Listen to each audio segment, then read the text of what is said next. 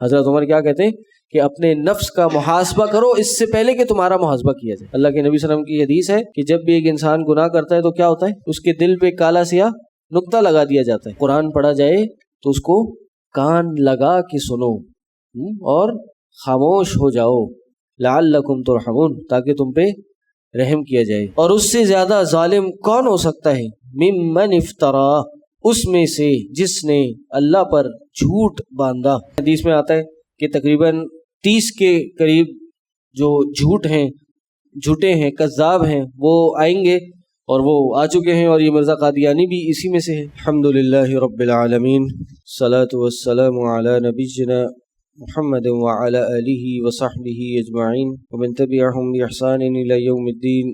رب اشرح لی صدری ویسر لی امری واحلل عقدۃ من لسانی یفقہوا قولی۔ فاعوذ باللہ السمیع العلیم من الشیطان الرجیم، من حمدہ ونفخہ ونفسہ، بسم اللہ الرحمن الرحیم۔ السلام علیکم ورحمۃ اللہ وبرکاتہ۔ سورہ انعام میں جو موضوع چل رہا ہے ابھی وہ اللہ کی توحید کا چل رہا ہے اور کفار کے انکار کا چل رہا ہے، اور اس کے جواب میں جو اللہ تعالیٰ نے دلائل دیے ہیں اس کی بات چل رہی ہے۔ اور یہ بات چل رہی ہے کہ قیامت کے دن ان کفار کو اپنے کیے پہ افسوس ہوگا، اور اللہ کے نبی صلی اللہ علیہ وسلم کو تسلی دی جا رہی ہے کہ یہ آپ کو جھٹلا رہے ہیں تو اس سے پہلے بھی لوگوں کو جھٹلایا، یہ آپ کا مذاق اڑا رہے ہیں اس سے پہلے بھی مذاق اڑایا، اور ان کا مذاق اڑانے کا نقصان صرف انہی کو ہے اور کسی کو نہیں ہے۔ اور ابھی تو یہ جتنا مذاق اڑا رہے ہیں، عنقریب جس چیز کا یہ مذاق اڑا رہے ہیں وہ ان کو گھیر لے گی، اور وہ عذاب کا مذاق اڑا رہے ہیں، مسلمانوں کی فتح کا مذاق اڑا رہے ہیں، تو وہ چیز ان کو آ گھیرے گی، آ پکڑ لے گی۔ فرمایا ومن اظلم ممن افترى على الله كذبا وكذب بآياته انه لا يفلح الظالمون۔ اور اس سے زیادہ ظالم کون ہو سکتا ہے، ممن افترا، اس میں سے جس نے اللہ پر جھوٹ باندھا، او کذب بآیاتہ، یا اس نے اللہ کی آیتوں کو جھٹلا دیا۔ کہا کہ اس سے بڑا زیادہ ظالم کون ہو سکتا ہے جو اللہ پہ جھوٹ باندھے۔ انہ لا یفلح الظالمون، بے شک شان یہ ہے کہ لا یفلح الظالمون، ظلم کرنے والے کبھی کامیاب نہیں ہو سکتے، فلاح نہیں پاتے۔ اور اللہ پہ جھوٹ باندھنے پہ سب چیزیں شامل ہیں، جھوٹی نبوت کا دعویٰ کرنا، اور جس کے بارے میں حدیث میں آتا ہے کہ تقریباً 30 کے قریب جو جھوٹے ہیں کذاب ہیں وہ آئیں گے، اور وہ آ چکے ہیں، اور یہ مرزا قادیانی بھی اسی میں سے ہے۔ تو اس نے بھی تو اللہ پہ جھوٹ باندھا نا۔ کیا جھوٹ باندھا ہے کہ نبوت، وہ جبریل جو نبی کریم صلی اللہ علیہ وسلم کے پاس آیا کرتے تھے وہ آنے سے رکے نہیں ہیں، بلکہ میرے پاس بھی آتے ہیں، اور میرے پاس بھی اللہ وہی بھیجتا ہے۔ تو یہ اللہ پہ جھوٹ ہے، سراسر جھوٹ ہے۔ وَيَوْمَ نَحْشُرُهُمْ جَمِيعًا ثُمَّ نَقُولُ، یعنی انہی کے بارے میں کہا کہ ان سے زیادہ ظالم کون ہو سکتا ہے، یہ بھی ظالم ہیں جو اس طرح کے دعوے کر رہے ہیں جھوٹی نبوت کے۔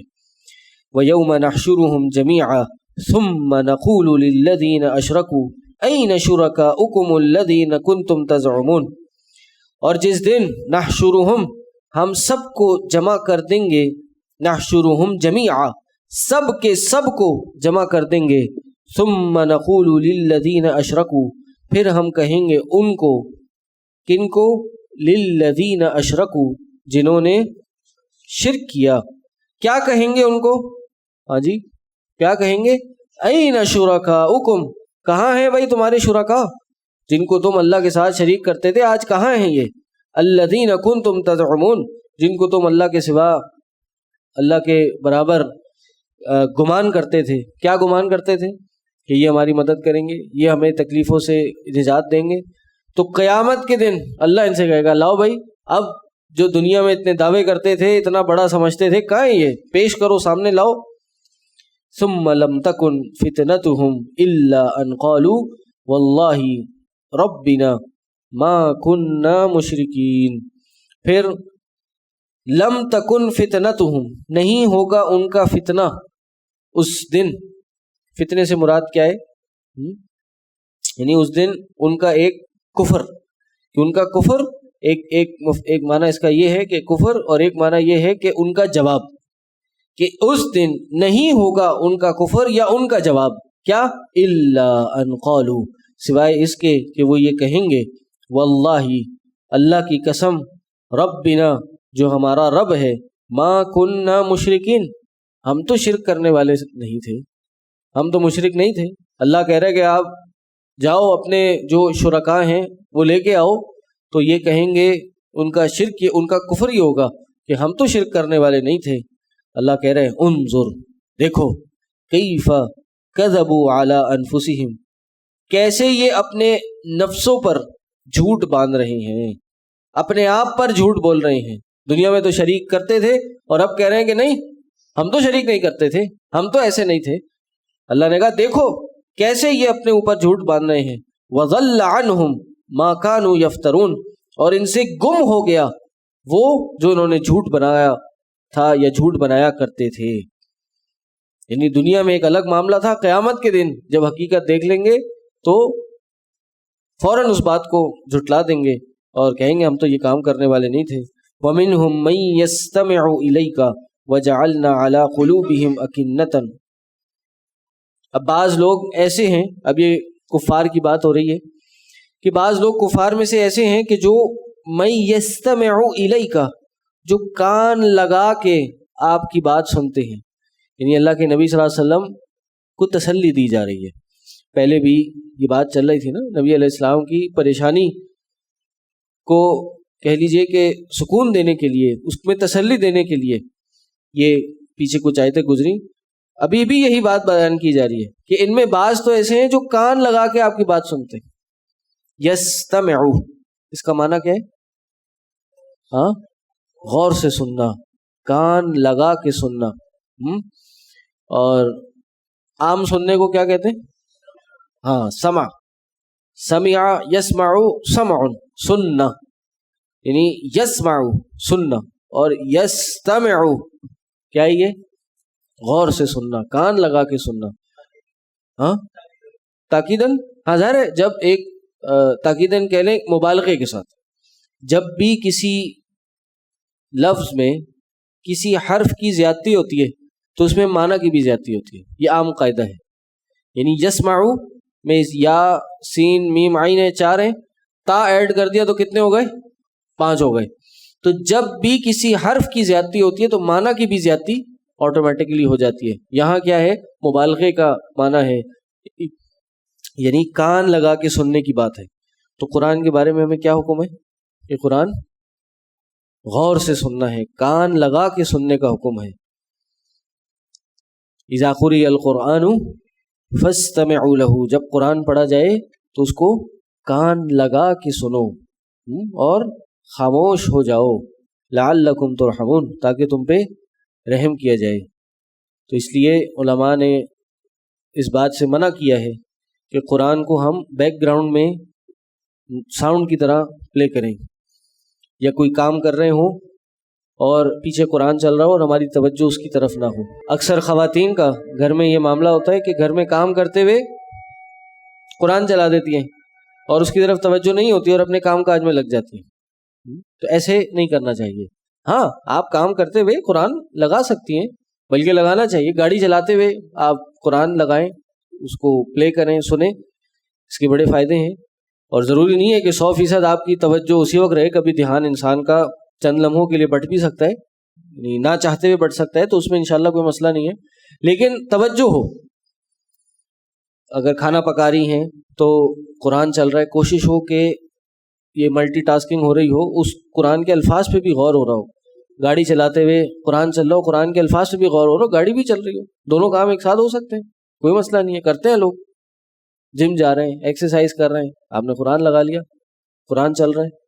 تو یہ اس طرح نہ ہو کہ بس صرف کچھ نہ کچھ کان میں سننا ہے تو قرآن لگا لیا، نہیں، بلکہ اس طرح ہو کہ آپ سن بھی رہے ہوں، کچھ نہ کچھ الفاظ پہ غور بھی کر رہے ہوں، پتہ چل رہا ہو کیا پڑھا جا رہا ہے، کیا الفاظ چل رہے ہیں، کون سی صورت ہے۔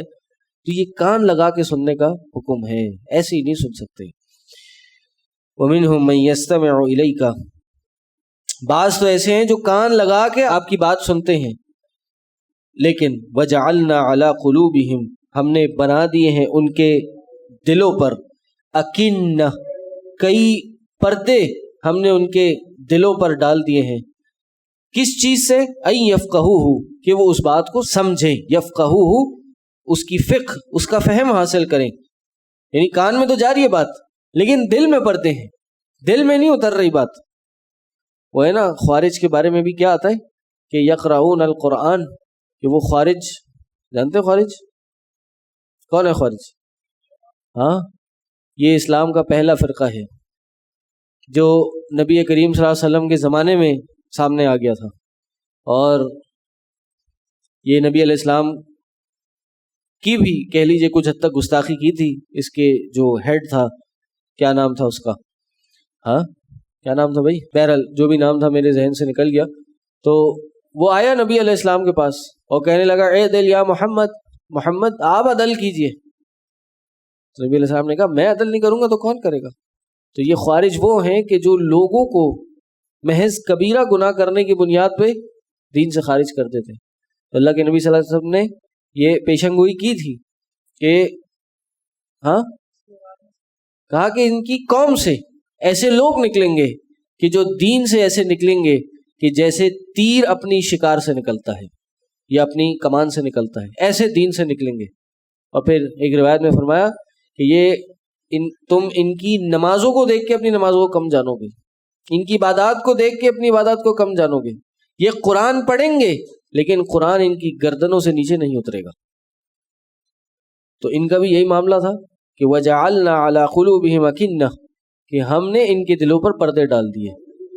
کان لگا کے قرآن تو سن رہے ہیں لیکن دل تک نہیں جا رہا، دل پہ پردے پڑے ہوئے ہیں. وَفِي آذَانِهِمْ وَقْرًا، اور کانوں میں بھی بوجھ رکھ دیا ہے. بوجھ بھی یہ رکھ دیا ہے کہ بس ایک حد تک ہی سنتے، اس کے بعد وہ بھی نہیں سنتے. وَإِن يَرَوْا كُلَّ آيَةٍ لَا يُؤْمِنُوا بِهَا، اگر وہ ہر نشانی بھی کیوں نہ دیکھ لیں، یعنی دل میں پردے پڑے ہیں، کانوں میں بوجھ ہے، سننے کی کوشش بھی ہے، لیکن تمام کی تمام آیتیں دیکھ بھی لیں تب بھی لا یؤمنوا بها، اس دل کے پردے پڑنے کی وجہ سے وہ کیا کریں گے؟ ایمان نہیں لائیں گے. حتی، یہاں تک کہ اذا جاؤوک یجادلونک یقول الذین کفروا ان ھذا الا اساطیر الاولین، یہاں تک کہ وہ آپ کے پاس آئیں گے، یجادلونک، وہ آپ سے جھگڑا کریں گے، بحث مباحثے کریں گے، اور کیا کہیں گے؟ یقول الذین کفروا، وہ لوگ کہیں گے جنہوں نے کفر کیا، کیا؟ ان ھذا الا اساطیر الاولین، نہیں ہے یہ جو آپ قرآن پڑھ رہے ہیں یہ نہیں ہے، بلکہ یہ تو پچھلے دور کی کہانیاں ہیں، یہ تو بس ایسے ہی پرانے قصے واقعات بیان ہو رہے ہیں، پرانے دور کی کہانیاں بیان کر رہے ہیں، کچھ بھی نہیں ہے، یہ بس ایسے بس واقعات چل رہے ہیں، یہ کوئی اس کی حیثیت نہیں ہے. یعنی وہ یہ کہیں گے کس وجہ سے؟ اپنے دل کے پردوں کی وجہ سے، اپنے دل پہ بوجھ کی وجہ سے. اور بہرحال یہ بات تو کفار کے لیے ہے، لیکن مسلمان کے دل پہ بھی پردے پڑ جاتے ہیں، مسلمان کے دل، کانوں پہ بھی بوجھ پڑ جاتا ہے مومن کے دل پہ. اور وہ کس وجہ سے ہوتا ہے؟ گناہوں کی وجہ سے ہوتا ہے. کہ جب ایک انسان گناہ کرتا ہے تو نیکی کرنے کی توفیق اس سے چھین لی جاتی ہے. کوئی اچھی بات، قرآن حدیث کی بات اس پہ اثر نہیں کرتی. قرآن پڑھ رہا ہوتا ہے لیکن قرآن اثر نہیں کر رہا ہوتا، قرآن کے معنی مفاہیم سے وہ سیکھ نہیں رہا ہوتا. اور یہ سب کس وجہ سے ہوتا ہے؟ انسان کے گناہوں کی وجہ سے. اللہ کے نبی صلی اللہ علیہ وسلم کی حدیث ہے کہ جب بھی ایک انسان گناہ کرتا ہے تو کیا ہوتا ہے؟ اس کے دل پہ کالا سیاہ نقطہ لگا دیا جاتا ہے. اگر توبہ کر لے گناہ تو ہو جاتا ہے، ہر کسی سے ہو جاتا ہے، ہر بندہ خطا کار ہے. تو اگر تو وہ توبہ کر لے تو کیا ہوتا ہے؟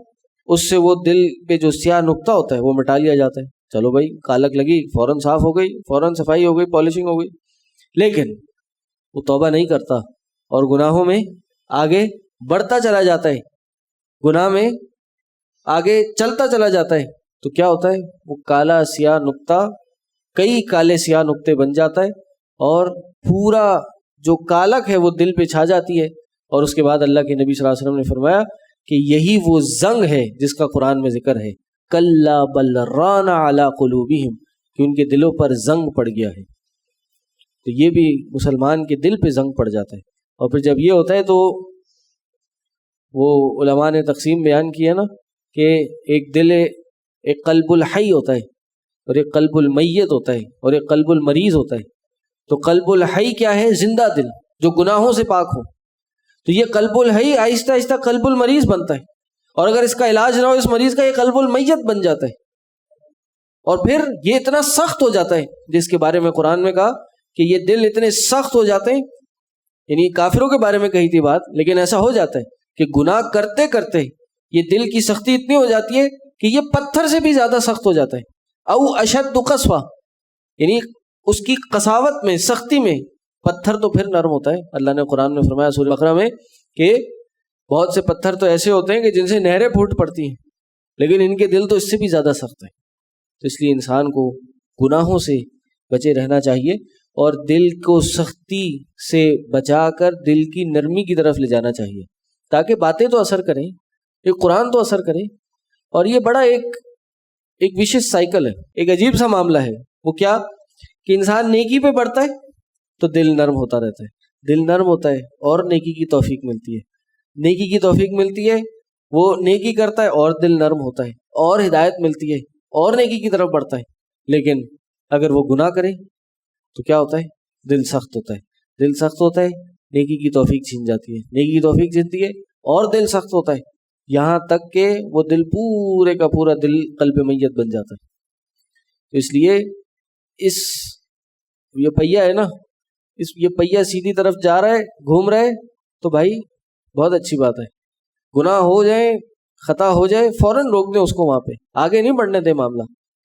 یہ الٹی طرف گاڑی نہ چل پڑے کہ وہاں سے پھر واپس آنا بڑا مشکل ہو جائے، پھر اللہ جھنجھوڑے ایک انسان کو. اللہ تو جھنجھوڑتا ہے جب انسان گناہوں میں آگے بڑھ جاتا ہے، تو اللہ تعالیٰ کوئی آزمائش دے دیتا ہے، کوئی عذاب دے دیتا ہے بندے کو واپس لانے کے لیے.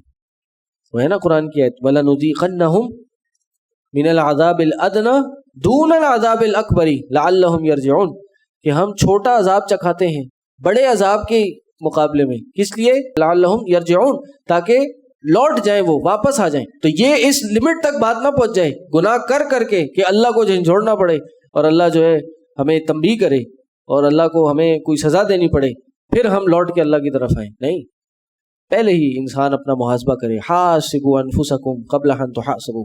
حضرت عمر کیا کہتے ہیں کہ اپنے نفس کا محاسبہ کرو اس سے پہلے کہ تمہارا محاسبہ کیا جائے.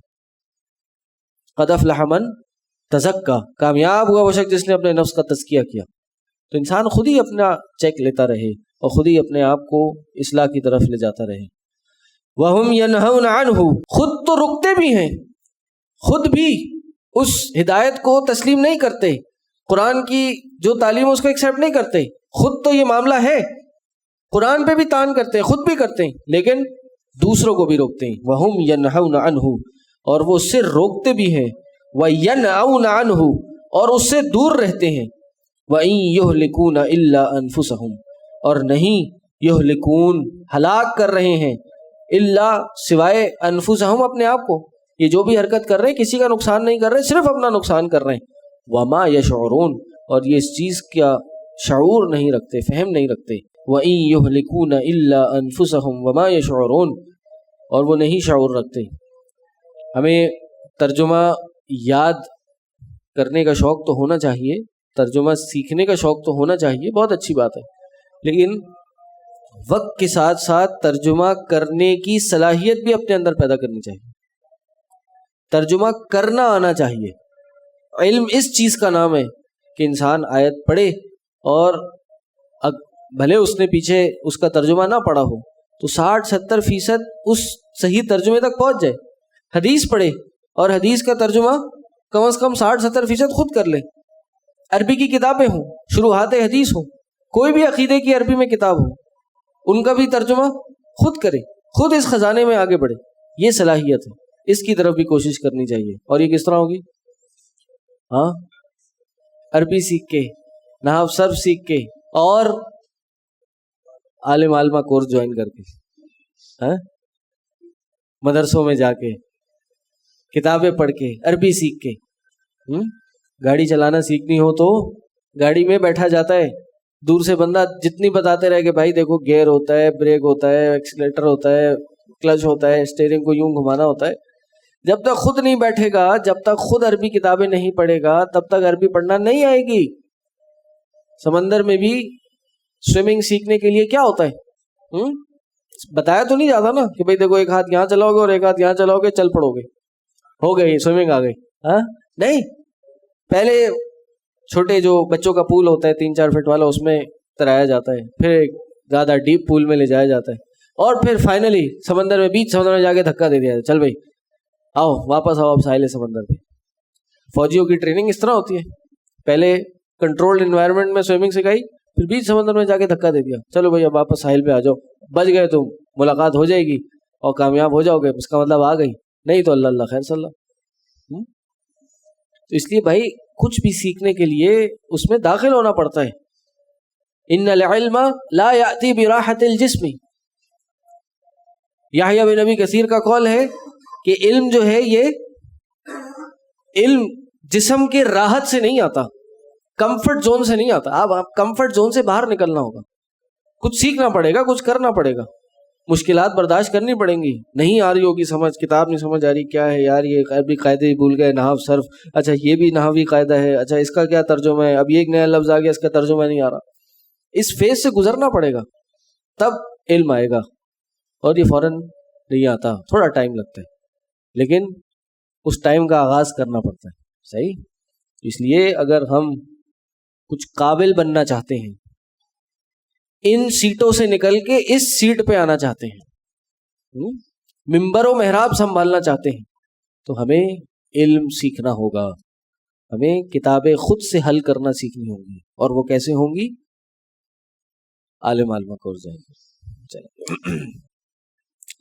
مقصد یہ درس نظامی پڑھ کے، یہ جو درس نظامی کتابیں پڑھائی جاتی ہیں وہ سیکھ کے، وہ پڑھ کے، وہ بھلے یہاں ہو، کسی اور جگہ پہ ہو، کسی اور جگہ پہ آپ علم حاصل کریں، مقصد علم حاصل کرنا ہے۔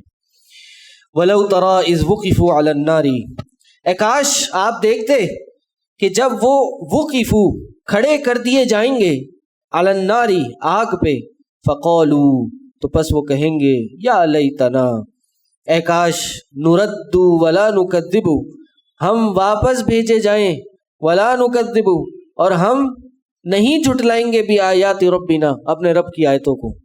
جب تب کہیں گے جب معاملہ ختم ہو چکا ہوگا، اب تھوڑی لوٹنے کا ٹائم ہے بھائی، دنیا میں ٹائم تھا، دنیا میں سوچ لیتے، دنیا میں رسول بھیجے، رسول کے بعد اس کے صحابہ بھیجے، صحابہ کے بعد سلف صالحین آئے، محدثین آئے، فقہاء آئے، علماء آئے، طلبہ علم آئے، دین کی دعوت دیتے رہے، تب سن لیتے، تب وقت تھا، تب اپنی تقدیر جو اللہ نے رکھی ہے کچھ اس میں اپنی بھی کوششیں کرتے۔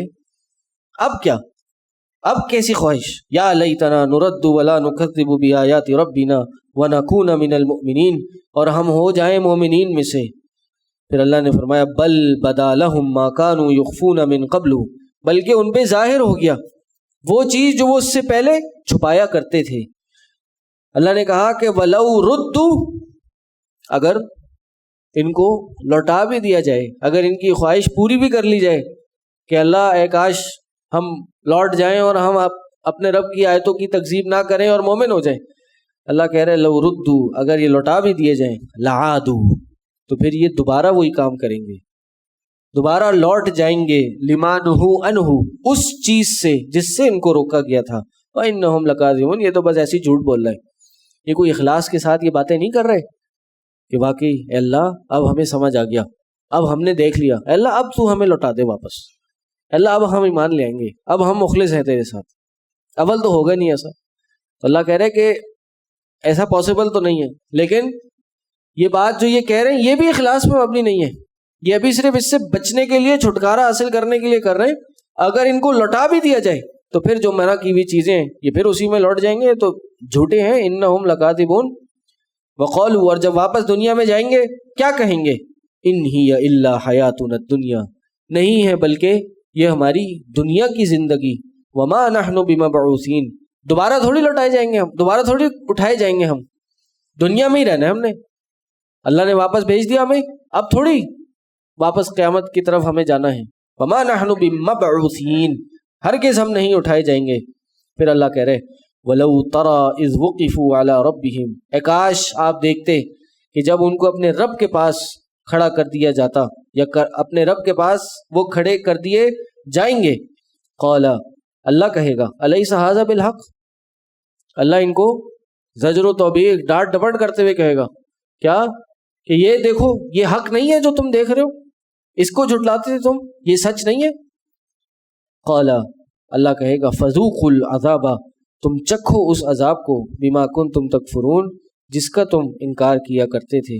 قد خسر الذین کذبوا بلقاء اللہ، تحقیق خسارے میں رہے وہ لوگ جنہوں نے اللہ کی ملاقات کا انکار کیا. حتی یہاں تک کہ اذا جاءتہم الساعۃ بغتۃ، یہاں تک کہ جب ان کے پاس قیامت آ گئی، قیامت آ گئی، یا کہہ لیجئے مستقبل کے معنی میں، یہاں ماضی کے صیغے مستقبل کے معنی میں ہیں کہ حتی اذا جاءتہم الساعۃ بغتۃ، یہاں تک کہ ان کے پاس قیامت آ جائے گی، بغتۃ اچانک آ جائے گی.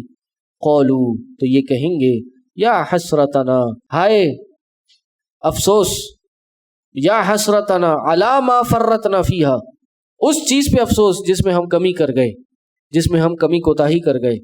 اپنے نفسوں پر جب قیامت آ جائے گی تو اپنے نفسوں پر افسوس کریں گے.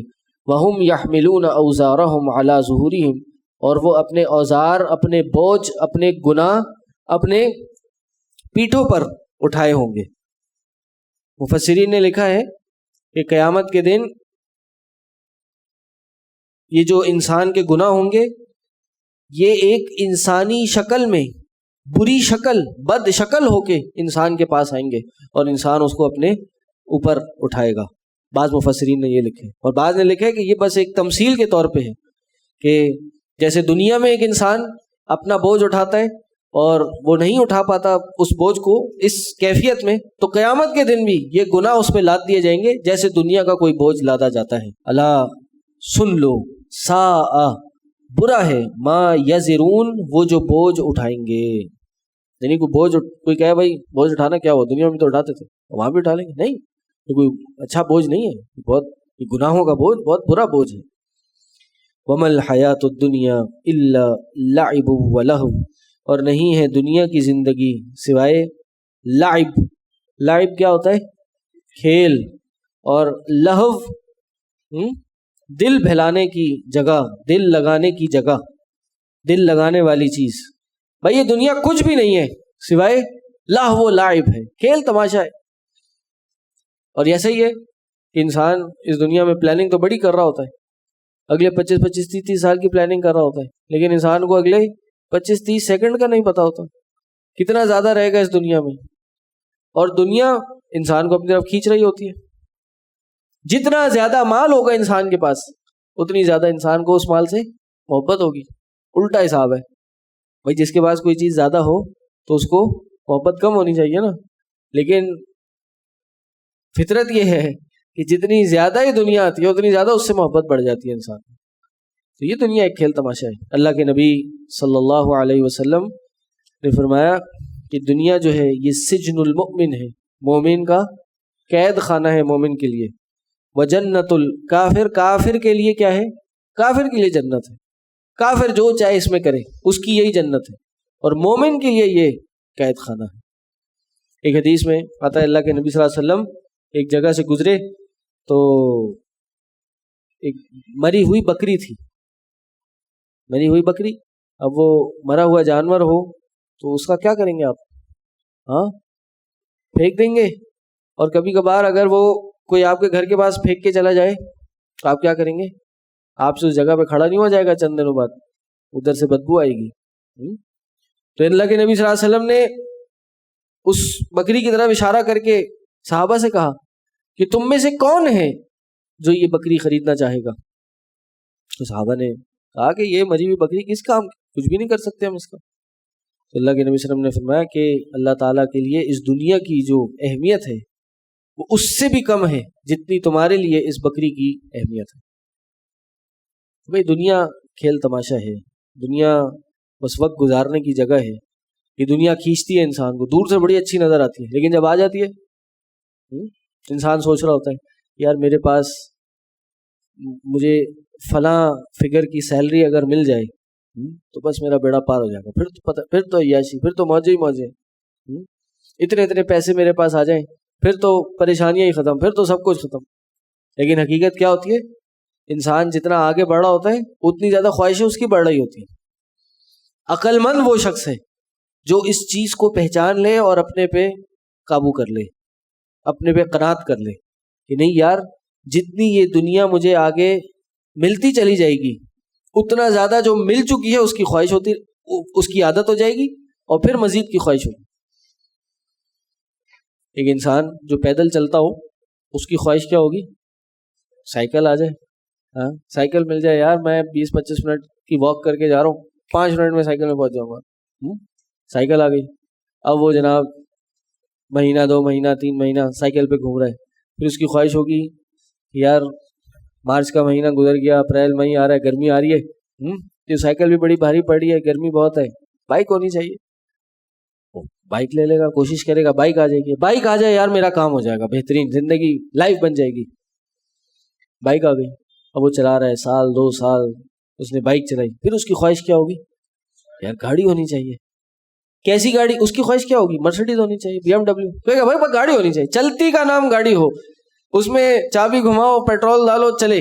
میں بیٹھوں, میرے گھر والے بیٹھے ہیں, بچے ساتھ بیٹھے ہیں, سنڈے کو سیٹرڈے کو ویکینڈ پہ بچوں کے ساتھ گھومیں پھریں, اور دور جانا ہو, کہیں پہ جانا ہو تو دھوپ سے بچ کے ہم گاڑی میں چلے جائیں.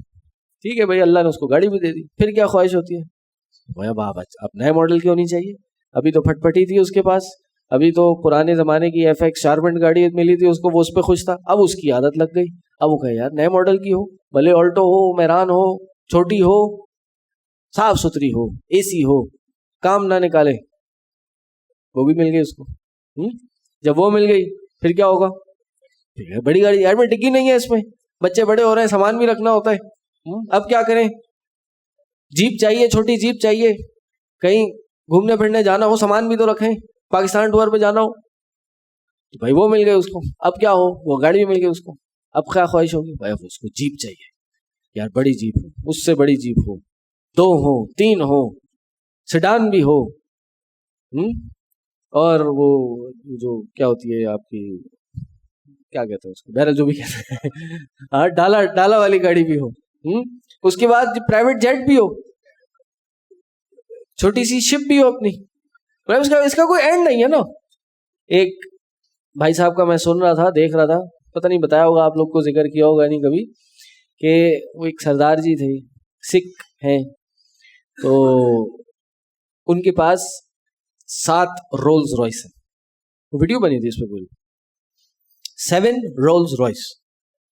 ابھی تو ہماری صرف جیپ تک جا کے ہم رک گئے تھے نا, لینڈ کروزر پراڈو تک ابھی رک گئے تھے. اس سے بھی ایک نیکسٹ لیول آتا ہے, بینٹلے, رولز رائس اور لیمبرگینیز کا. تو ایک رولز رائس بھائی آج کے زمانے میں کروڑوں کی گاڑی ہے, 20-25 کروڑ کی گاڑی ہوگی, اللہ عالم, مجھے نہیں پتا. تو ان بھائی صاحب کے پاس 7 تھی. کسی نے پوچھا بھائی 7 کس کام کی, 7 رولز رائس کیسی؟ ایک نہیں لے پاتے لوگ, آپ نے 7 لی ہیں. اچھا 7 کی 7 الگ کلر کی تھی, بلیک, بلو, ریڈ, وائٹ, گرین, جو بھی. انہیں کا اصل میں بات یہ ہے کہ میں پہنتا ہوں پگڑی, اور روز الگ رنگ کی پگڑی پہنتا ہوں. تو میری خواہش یہ ہے کہ جس دن میں جس رنگ کی پگڑی پہنوں اس کلر کی رولز رائس میں گھر سے نکلوں, اس میں سفر کروں. اس لیے میں نے ہر روز کی ایک رولز رائس رکھی, ہر کلر. تو بھائی اس کا کوئی اینڈ نہیں ہے. دبئی, ابو دھابی کے آس پاس بڑے بڑے شیخوں نے اپنے گیراج بنائے ہیں. کہاں؟ الگ سے آئیلینڈ لیا ہے, چھوٹا سا ایک آئیلینڈ پرچیز کیا ہے, اور اس میں گھر نہیں بنایا, صرف گراج بنایا ہوا ہے.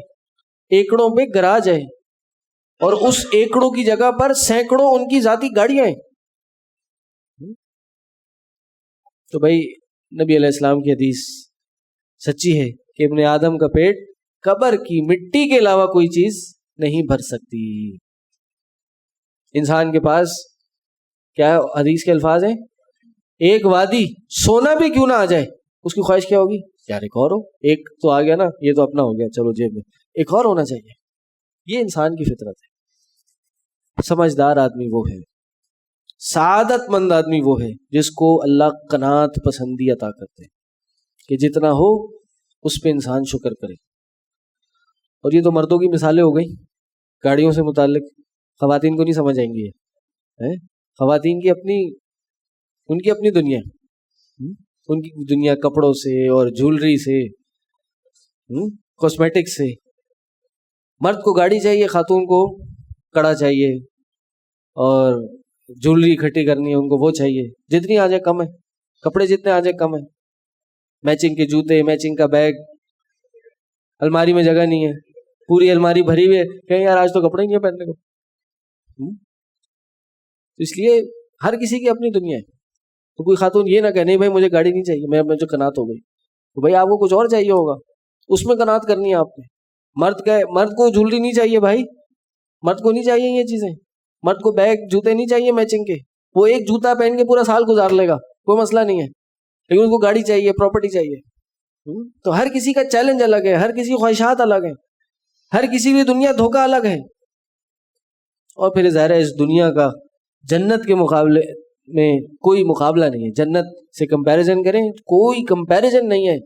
اللہ کے نبی صلی اللہ علیہ وسلم کی حدیث ہے کہ جنت میں ایک کمان کے برابر بھی جو ٹکڑا ہے، تیر کمان ہوتا، اس کمان کے برابر کا بھی جو ایک ٹکڑا ہے وہ دنیا و ما فیہا سے بہتر ہے. جنت کی جو خاتون ہے وہ دنیا کی طرف جھلک مار لے تو یہ دنیا میں جو کچھ اور آسمان ہے یہ روشن ہو جائیں، خوشبو سے بھر جائے. جنت کا جو دوپٹہ ہے وہ دنیا و ما فیہا سے بہتر ہے. یہ حدیث ہے اللہ کے نبی صلی اللہ علیہ وسلم.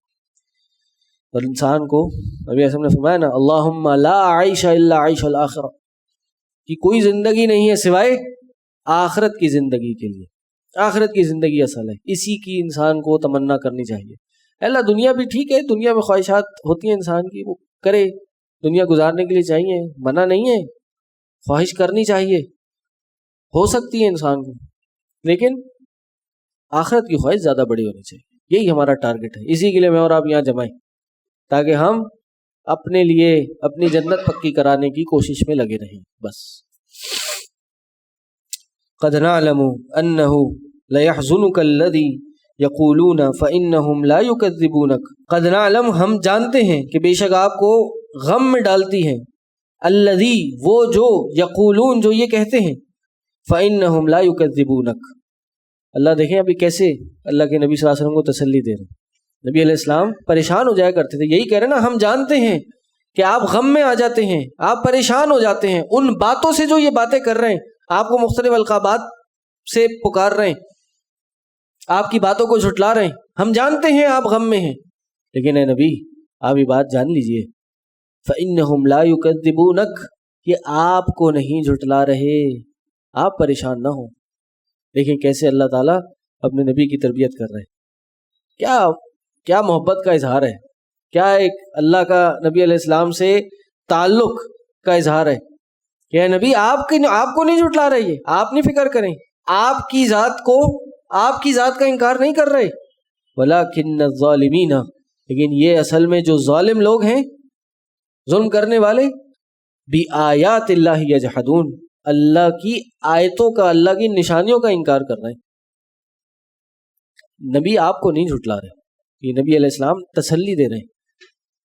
مفسر ابو المسعود انہوں نے لکھا ہے کہ اس آیت سے یہ آیت دلیل ہے اس بات کی کہ اللہ کے ہاں نبی کریم صلی اللہ علیہ وسلم سے زیادہ اونچا مقام کسی کا نہیں ہے. کہ نبی علیہ السلام کو بولا آپ کا انکار نہیں کر رہے بلکہ اللہ کی آیتوں کا انکار کر رہے ہیں. اس کا مطلب یہ ہوا کہ نبی کے مقام میں اور اللہ کے مقام میں اس میں کوئی زیادہ فرق نہیں ہے. یعنی نبی علیہ السلام کا جو مقام ہے اللہ کے ہاں اس سے اوپر کوئی بھی نہیں ہے. اللہ کے ہاں نبی علیہ السلام کا مقام سب سے بلند ہے، سب سے اونچا ہے. اللہ اکبر. کہا وَلَقَدْ كُذِّبَتْ رُسُلٌ، پھر تسلی دی، تحقیق آپ سے پہلے بھی رسولوں کو جھٹلایا گیا، من قبلک. اور ہمارے لیے کیا لیسن ہے اس میں؟ وہ یہ کہ بھائی اگر ہم کوئی دینی کام کرنے نکلیں، اپنے آپ کو دین کے لبادے میں اوڑھنا چاہیں، دین میں ٹرانسفارم کرنا چاہیں، تو کبھی کبھار دوست ایکسیپٹ نہیں کرتے، کبھی کبھار فیملی ایکسیپٹ نہیں کرتی، تو بھائی اس کی پریشانی ہمیں نہیں ہونی چاہیے۔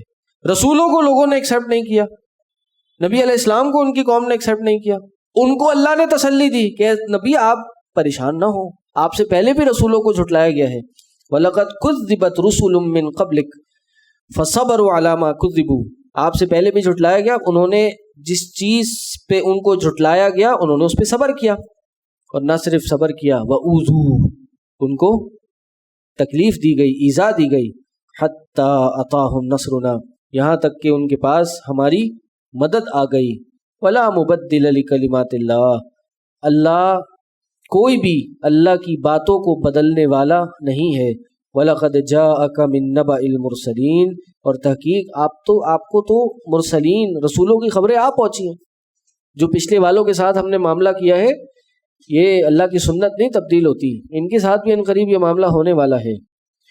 وَإِن كَانَ كَبُرَ عَلَيْكَ إِعْرَاضُهُمْ، اگر آپ پر ان کا اعراض کرنا بہت گراں گزر رہا ہے، بہت بڑا گزر رہا ہے، بھاری پڑ رہا ہے، فَإِنِ اسْتَطَعْتَ أَن تَبْتَغِي نَفَقًا فِي الْأَرْضِ، یعنی یہ تسلی دینے کا ایک اور انداز ہے کہ اے نبی اگر آپ پہ ان کا منہ پھیرنا بھاری پڑ رہا ہے تو فَإِنِ اسْتَطَعْتَ أَن تَبْتَغِي نَفَقًا فِي الْأَرْضِ، اگر آپ کی یہ استطاعت ہے کہ آپ زمین میں ایک سرنگ لگا لیں، یا پھر سُلَّمًا فِي السَّمَاءِ، آسمان میں کوئی سیڑھی لگا لیں، فَتَأْتِيَهُمْ بِآيَةٍ، اور ان کے پاس کوئی نشانی بھی لے آئیں، کچھ بھی لے آئیں، یہ تب بھی ماننے والے نہیں ہیں۔ وَلَوْ شَاءَ اللَّهُ لَجَمَعَهُمْ عَلَى الْهُدَى، اگر اللہ چاہتا تو سب کو ہدایت پہ جمع کر دیتا، اللہ کے لیے کون سا مشکل ہے، آپ پریشان کیوں ہو رہے ہیں؟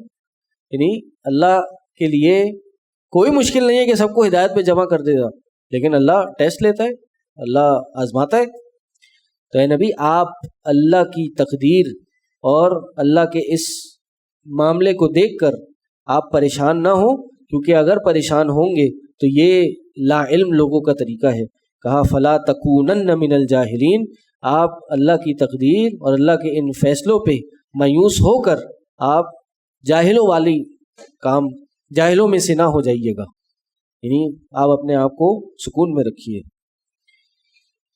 انما یستجیب الذین یسمعون والموتى یبعثهم اللہ ثم الیہ یرجعون۔ یہاں سے انشاءاللہ پھر اگلی کلاس میں پڑھیں گے۔ اللہ سے دعا ہے جو کہا سنا اس پہ ہم سب کو عمل کرنے کی توفیق عطا کرے۔ سبحانک اللہم و بحمدک اشہد ان لا الہ الا انت استغفرک و اتوب الیک۔ السلام علیکم۔